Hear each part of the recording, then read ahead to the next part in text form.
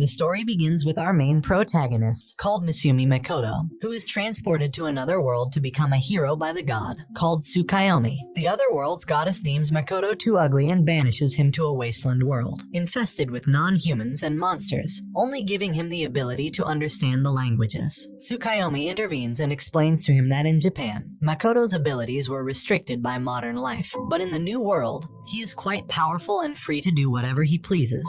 After wandering the wasteland for 3 days, Makoto saves a young orc, called Emma, from a two-headed wolf monster which he defeats, discovering how strong he now is. Emma explains she was supposed to be a sacrifice to the god, called Shen, to dispel the fog around her village so crops can grow. She takes him to her village where Makoto begins to learn magic. Soon after, Makoto decides to destroy Shen, a giant dragon who uses the fog to create illusions. Shen traps Makoto inside an illusion of a happy memory, but after examining his other memories, he becomes intrigued by his memories of Japan. Makoto breaks the illusion and is surprised when Shen offers to make a contract with him to become his familiar. Makoto agrees and they form the contract. Shen then transforms into a busty samurai girl, looking forward to what Makoto will do in the future. Makoto discovers Shen is obsessed with his memories of historical dramas and samurai. She teleports Makoto to the alternate dimension where she normally lives but finds it now resembles Japan's countryside. Makoto goes on to inform the orcs that he defeated Shen. Shen offers for the orcs to live in her dimension as it is now ideal for farming, and continues watching Makoto's memories but demands they figure out how to build a television so she can store his memories. Makoto decides to discover more about his parents, whom Tsukuyomi told him were born in this world before moving to Japan.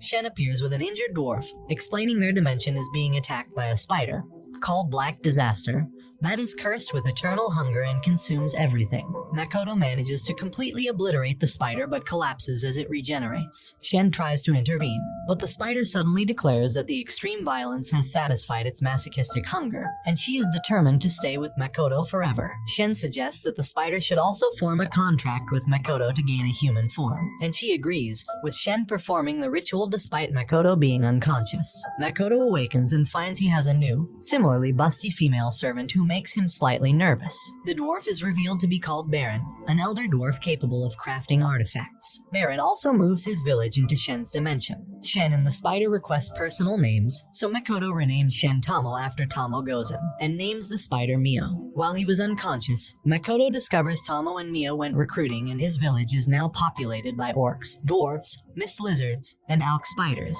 Makoto returns to the normal world and finds a human village, but they attack him. Tamo explains that Makoto's magical aura is so strong that the humans probably mistook him for a demon lord. Makoto spends months learning the human language and has the dwarves craft items to suppress his aura. Entering the human village posing as merchants, they register at an adventurer's guild. Tamo and Mio break records by being 4 times as powerful as the next strongest adventurer, while Makoto, due to his suppressed aura, ranks level 1, which is weaker than a child. Tamo learns that a dragon she knew, called Lancer, has been killed by an adventurer called Sophia Bolga. Makoto notices the price of commodities is unusually high and that people have begun following them. Tamo prepares to foil a night attack on their wagon. While buying food, Makoto and Mio are approached by a young girl. The girl, called Rinon, reveals her sister called Toa has disappeared. Tamo confronts the thieves but kills 3 by accident and captures the 4th. Rinon discovers Toa and Makoto found out from the thief's memories that their group is holding her captive, and sends Mio and Tamo to save her. Makoto is concerned for Toa because she resembles a girl,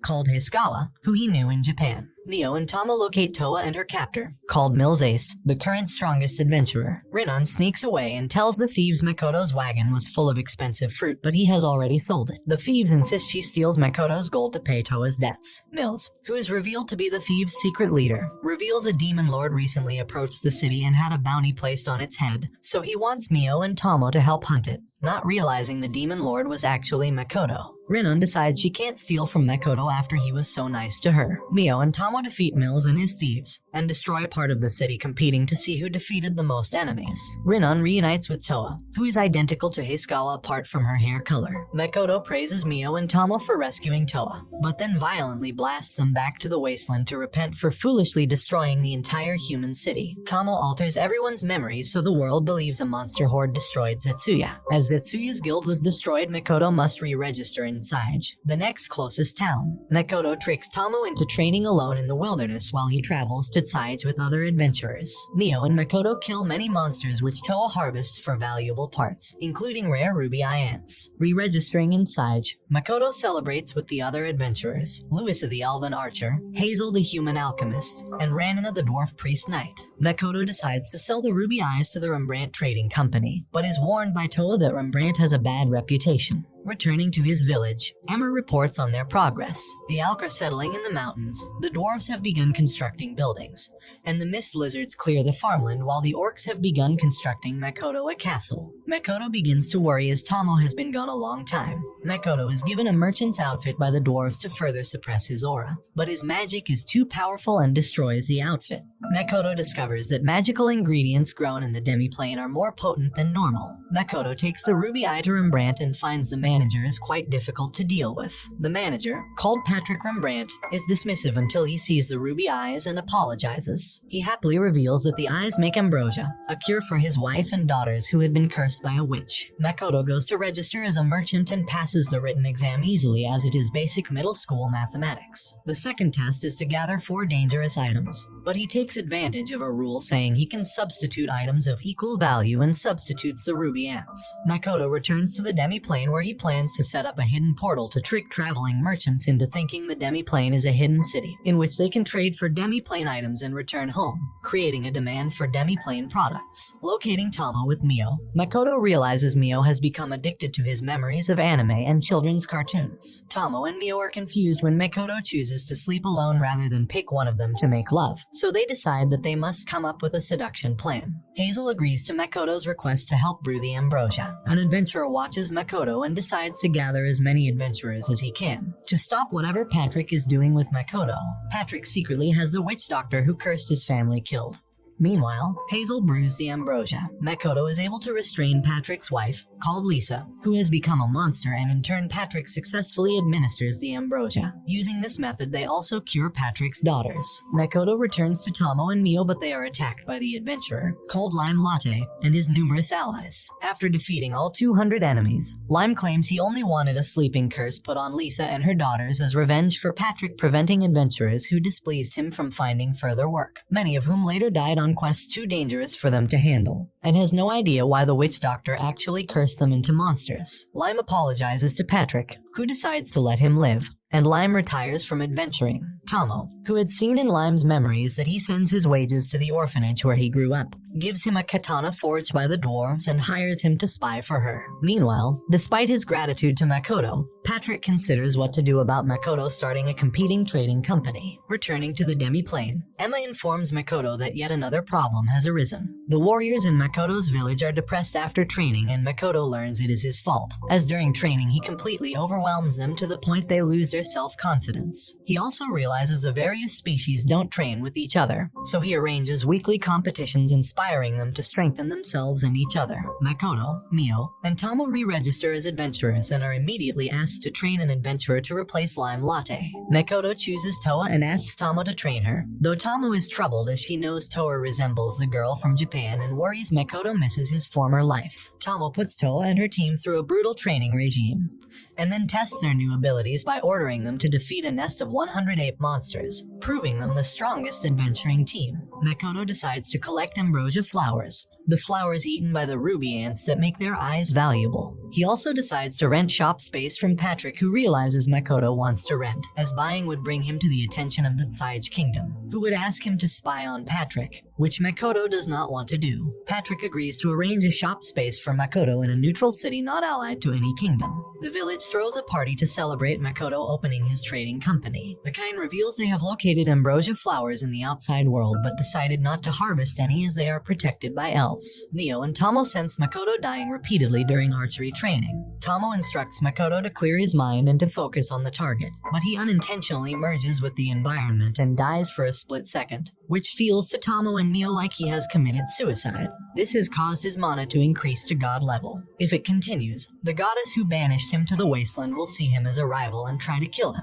Makoto returns to the human world and is approached by an adult worker, so he is dragged away by the furious Mio and Tomo. They declare they are tired of waiting for him to grow up and will make love with him immediately. Makoto panics and flees through a portal. The dwarves forge more powerful mana-suppressing equipment. Mio apologizes for her and Tomo's behavior, so Makoto invites her to help negotiate with the elves. Other adventurers also appear to steal the flower, one of whom is the adult worker, and causes the elves to attack immediately. Makoto teleports the adventurers to the demi-plane and then makes peace with the elves, called Aqua and Eris. Makoto meets a man, called Nilgestori, and other elders. Nilgestori's son, called Adono, is angry the barrier protecting the forest is weakening. Makoto meets Aqua and Eris's master, called Mondo, a powerful warrior. Mio suspects Mondo is possessed and overhears a telepathic conversation between Adono and an unknown person about demons. Later, a spirit frees itself from Mondo's body and drains the life from Adono, killing him for associating with demons. Makoto identifies it as a lich and captures it. Tomo reveals she was the dragon who created the barrier at Nilgestori's request many years ago. The lich explains he accidentally became a lich while trying to become a Grant, which is a human that can freely travel between alternate worlds like a god. Tomo reveals he has it the wrong way around. Grants aren't humans who could travel. They are normal humans who accidentally traveled to alternate worlds, and so earn the title of Grant. Realizing he has wasted his entire life on an impossible goal, the Lich happily accepts Tomo's suggestion of forming a contract with Makoto and teaching him about magic. The adventurers decide to escape the demi-plane. Forming a contract returns the Lich from a skeleton to a young and attractive man. A magical explosion occurs in the village, causing Tomo to collapse. Makoto and Lich are able to heal the injured. Makoto realizes the force of the explosion had opened the portal to the outside world. Examining the memory fragments of the adult worker, Makoto sees that she and her comrades attempted to steal magical items, and when guards intervened, one of the rings full of Makoto's magic exploded, killing Tomo's child fragment and an orc. Makoto follows and coldly kills the adult worker in revenge.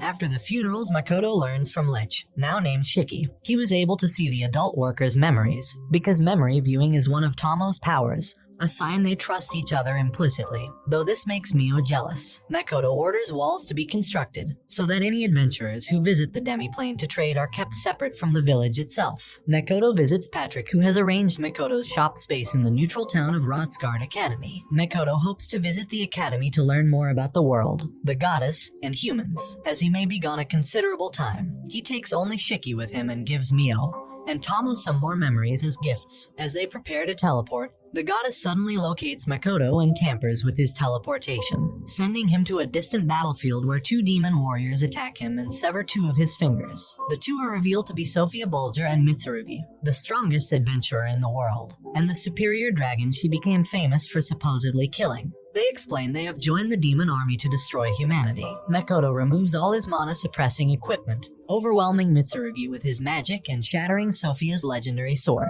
Makoto manages to teleport away, leaving Mitsurugi and Sophia alive, who swears revenge. Patrick receives word of the army's destruction by a powerful mage, but doesn't realize it was Makoto. Shiki believes the goddess used Makoto to destroy the army and may be watching them. Tomo reveals she created another fragment, named Kamo, using Makoto's mana from a discarded ring. And Mio is furious when Kamo calls Makoto Papa. Makoto finally opens a shop, which is an instant success, and learns after he teleported away, the demon and human armies did massive damage to each other, and that two other goddesses summoned heroes to take part in the battle. The village throws a feast to celebrate Makoto's shop, and he decides his future looks bright. But the feast is interrupted by another fight between Mio and Tomo, causing Makoto to change his mind, realizing that his immediate future is quite frustrating. And this brings the anime to an end. Don't forget to like and subscribe if you enjoyed, and turn on the notification bell so you never miss out on another video. Until next time, take care.